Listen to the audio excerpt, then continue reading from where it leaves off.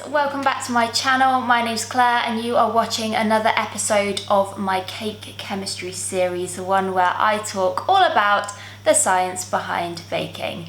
Today I'm going to be answering a very commonly asked question. Why didn't my cake rise? Don't worry, it's happened to us all, even the most experienced of bakers. So today I'm going to tell you exactly why. To answer this question, we first have to look at what it is that makes a cake rise in the first place. Of course, it all starts with the ingredients and how they are combined. A cake rises due to the formation of gases, and the three main gases are air, steam, and carbon dioxide. Steam is produced from the evaporation of liquids such as water, milk, eggs, syrups, etc. Air, however, is added physically through creaming, whipping, sifting, folding, kneading, and even simply stirring. Carbon dioxide is produced from chemical leaveners such as baking powder and bicarbonate of soda, or in the case of bread, it forms from yeast fermentation. Anything that affects the formation of these gases will affect the final volume of the cake. Firstly, we must add enough air through the process of mixing. Undermixed and there will be too few air bubbles and the resulting cake will be low in volume with a coarse texture. However, overmixed and there will be too many air bubbles. What happens is the cell walls become overstretched, thin and weak, and so they collapse. This again results in a cake with a low volume, but it will have a dense texture.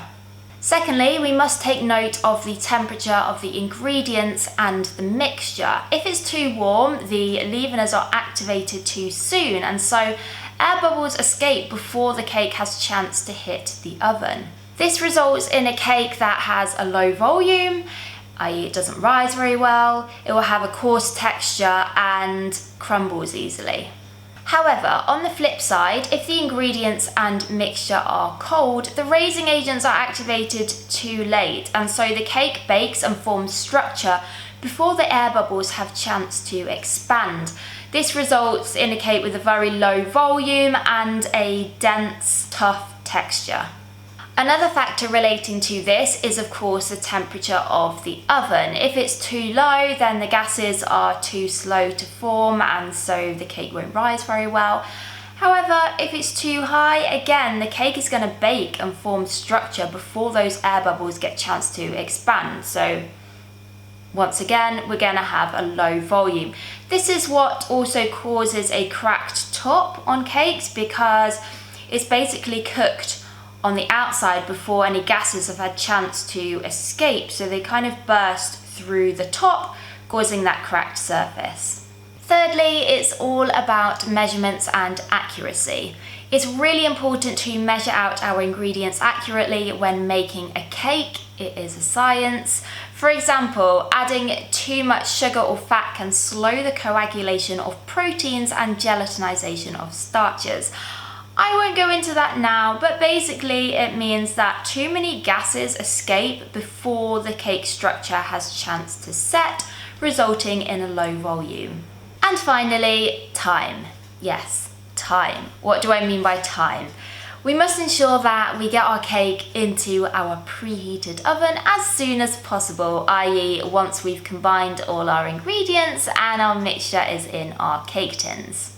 If we leave our cake mixture out on the side for too long before it hits the oven, small air bubbles will join with larger ones, making them rise to the surface more easily and hence escaping. Mixtures that are fairly thin, i.e. quite liquid, don't hold in gases as well as thick ones do. Bakers often refer to the ability of products to hold up before going in the oven as bench tolerance. So a product that has a high bench tolerance can be left out on the side for a little bit longer than say one with a low bench tolerance. And to summarize, the final volume of a cake or how much it rises is determined by the ingredients and measurements, the mixing method, temperatures and timing. Results will of course vary depending on the exact recipe used and type of cake we are making. Well, that brings us to the end of this video. Thank you so much for watching. I really do hope it was helpful. If you've got any questions for me or topics you want me to cover in the future, please do pop them in the comments below or come and say hello to me over on Instagram. And of course, if you like this video, please do give it a thumbs up, subscribe to my channel and hit the notifications button so that you don't miss any of the latest updates from me in the future. See you next week, guys. Bye.